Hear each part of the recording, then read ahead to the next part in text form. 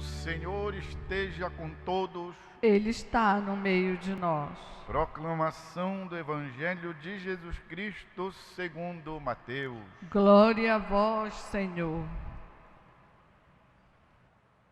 Naquele tempo, alguns fariseus aproximaram-se de Jesus e perguntaram, para o tentar: é permitido ao homem despedir sua esposa por qualquer motivo?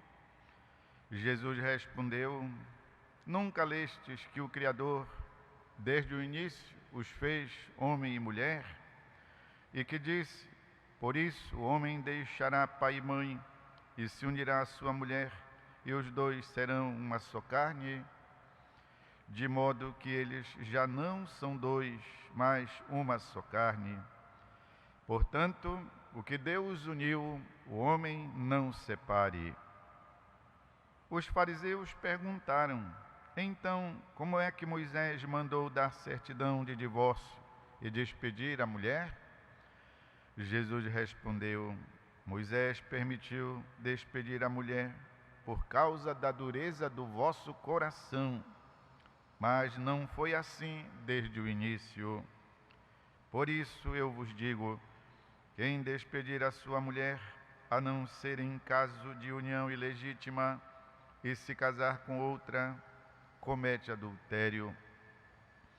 Os discípulos disseram a Jesus: se a situação do homem com a mulher é assim, não vale a pena casar-se. Jesus respondeu: nem todos são capazes de entender isso, a não ser aqueles a quem é concedido. Com efeito, existem homens incapazes para o casamento, porque nasceram assim. Outros ficaram incapazes porque os homens assim os fizeram. Outros ainda se fizeram incapazes disso por causa do reino dos céus. Quem puder entender, entenda. É palavra da salvação. Glória a vós, Senhor.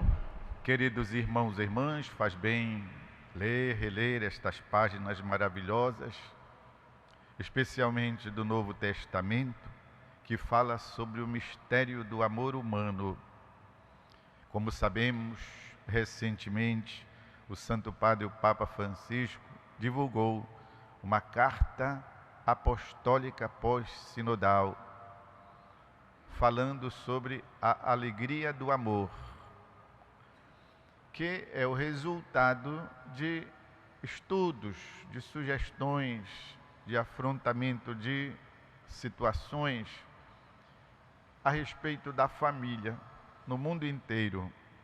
É muito bonito, tem páginas maravilhosas e, como é próprio do estilo de Papa Francisco, não é difícil de entender. Escreve com uma simplicidade que o douto e o simples são capazes de compreender. Vamos pegar a carta do Papa, comecem a ler. Chama-se A Alegria do Amor, Amoris Laetitia, em latim. Onde então ele praticamente passa a limpo as pessoas que não são acostumadas à linguagem da igreja. Os meios de comunicação pegam uma ou outra frase e colocam como se fosse a última coisa. Na verdade, é a doutrina da igreja sobre a família, sobre o amor humano. O Papa não diz nada demais. Realça determinadas realidades com uma sensibilidade diferente, isto sim, mas tudo o que está contido ali não é novo, no sentido de que ele não trouxe nenhuma coisa nova só pela vontade de trazer, pela vontade de mudar. Às vezes a gente pensa que tudo depende também do Papa, e não é. O Papa não pode ir contra o Evangelho, por exemplo, mas é muito bela a carta do Papa sobre o amor. E aqui Jesus está falando exatamente sobre a grandeza da vocação do casamento, a partir desta provocação em que ele é, por isso, colocado ali À prova, diz, falaram para o tentar, perguntaram se é permitido ao homem despedir a sua esposa, olhem bem, por qualquer motivo. Então, o que é que esses opositores queriam? Que Jesus apresentasse uma lista, não é isso? Quem sabe, uma lista. Olha, por esses motivos aqui, certo? Pode mandar embora. Por estes outros aqui, bem, é bom pacientar. E o que foi que Jesus fez? Respondeu dessa maneira simples? Graças a Deus que não. O que é que ele fez? Ele apresenta a Bíblia, o livro do Gênesis, apresenta a palavra de Deus, apresenta a Sagrada Escritura, onde está contido o projeto de Deus sobre o homem e a mulher. Portanto, ele ajuda os seus opositores a retornar à origem. Por isso é que ele diz: nunca lestes que o Criador, desde o início, os fez homem e mulher. E disse: por isso o homem deixará seu pai e sua mãe, se unirá à sua mulher, e os dois formarão uma só carne, de modo que já não são dois, mas uma só carne, porque o que Deus uniu, o homem não separe. De fato, nós sabemos que, não obstante a separação de fato de um casal, permanece o vínculo daquela união que foi feita diante de Deus, que foi feita na igreja. E aí os fariseus dizem: mas olha, Moisés autorizou, é isso, que o homem escrevesse uma carta, colocasse lá o motivo e mandasse a mulher embora.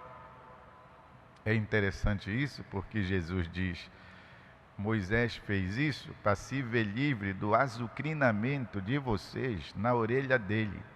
Ficou tão azucrinado que, para se ver livre de vocês, ele disse: tá bom, façam assim. Mas, diz Jesus, eu quero lembrar que desde o começo não foi assim. Não foi assim. Portanto, meus irmãos e irmãs, a despeito dos fracassos de casamento, a despeito das opiniões as mais variadas sobre casamento, a despeito do que se possa dizer a respeito da família, nós temos que convir que, conforme o Evangelho, a família, o amor humano, a união do homem e da mulher está na vontade de Deus. Deus tem um projeto, desde sempre, sobre o destino do homem e da mulher. Portanto, esta união está no querer de Deus desde o início. E se é verdade que o que Deus uniu o homem não separe, então nunca deixará de ser válido esse modo de pensar de Deus. Mesmo que depois se interponham dificuldades, até mesmo novas formas de conceber família, entre aspas, até mesmo com as uniões homoafetivas, até mesmo com o desdém que muitas vezes se tem a respeito do casamento, da fidelidade dos filhos. A despeito disso tudo, o plano de Deus, o sonho de Deus, nunca deixará de ser válido, não perderá a validade. E aí vocês me dizem: pois é, Padre Ramos, mas acontece que a realidade é o que é, a vida é como ela é. Sem dúvida, meus irmãos e irmãs, porquanto no mundo possam haver guerras, possam haver pessoas malvadas, possa haver o egoísmo, não por isso nós vamos cancelar o bem. Não por isso vamos dizer: agora o bem não está mais valendo, agora o que impera é o mal, embora no mal. Nunca. Ou seja, estas ideias sublimes, este plano originário de Deus, ele vai permanecer ali como sendo o ideal. a que nós devemos chegar.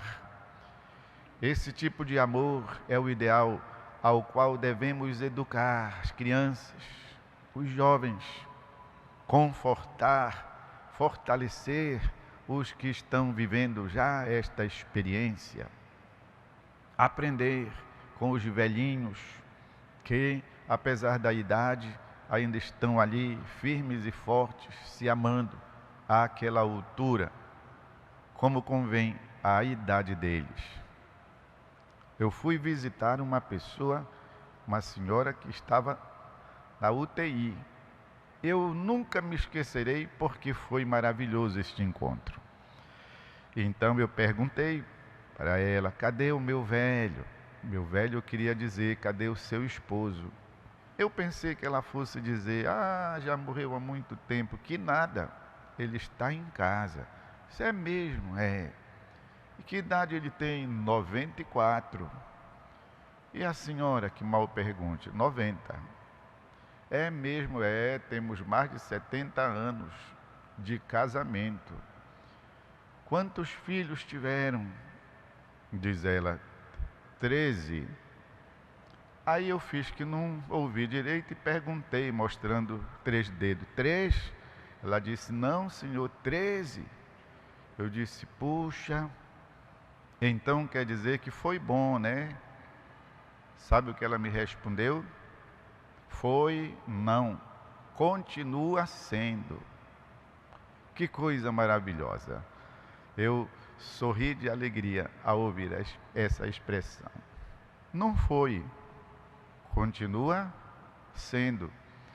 Não é porque agora que estão com essa idade não possam mais exercer certas funções do matrimônio que acabou.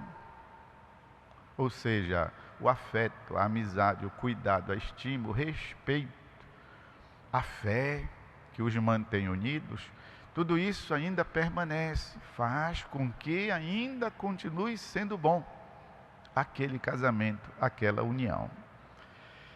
Queridos irmãos e irmãs, pois é, para que vocês então vejam como o ideal de Deus não foi cancelado, porque aconteceram, infelizmente, fracassos no matrimônio. Permanece verdade a palavra de Deus, que Deus uniu, o homem não separe.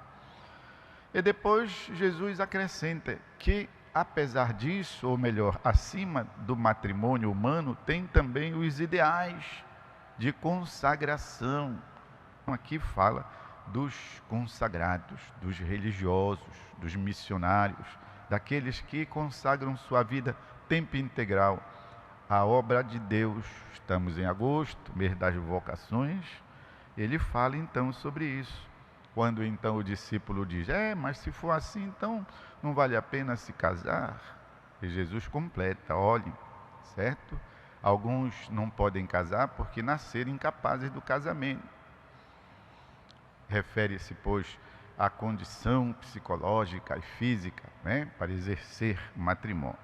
Outros não se casam porque foram feitos assim. Quem sabe foram castrados, àquela altura existia essa prática. Outros não se casam porque eles próprios se castraram pelo reino de Deus, de Jesus. E aí ele então arremata com esta expressão: quem quiser entender, que entenda. Meus irmãos e irmãs, nós, ao lermos a palavra de Deus, temos sempre que voltar para dentro de nós, para o nosso interior, assumir o valor da nossa vocação, desejar muito e rezar para que outros consigam isso também, rezar pela nossa família. Devemos testemunhar para os jovens que ainda estão frágeis, se formando, o ideal do amor verdadeiro. Em algum momento tudo isso vai lhes servir. E eu quero terminar esta minha reflexão dizendo para vocês que a agenda de casamentos aqui na Basílica Santuário é superlotada. Não tem vaga para quem quer. o que, portanto, mostra que não é verdade que o matrimônio esteja em declínio, em decadência. O que quer dizer, portanto, que existe sim um interesse, um ideal dos jovens ainda em consagrar o seu amor diante de Deus e que precisam ser ajudados. E a Igreja busca ajudar os jovens a viverem, seja a vocação consagrada, seja a vocação consagrada no amor, no matrimônio. Vamos sempre acreditar, meus irmãos e irmãs, e com o Santo Padre, o Papa, pensar mesmo que o amor traz alegria. Vamos fazer um instante de silêncio.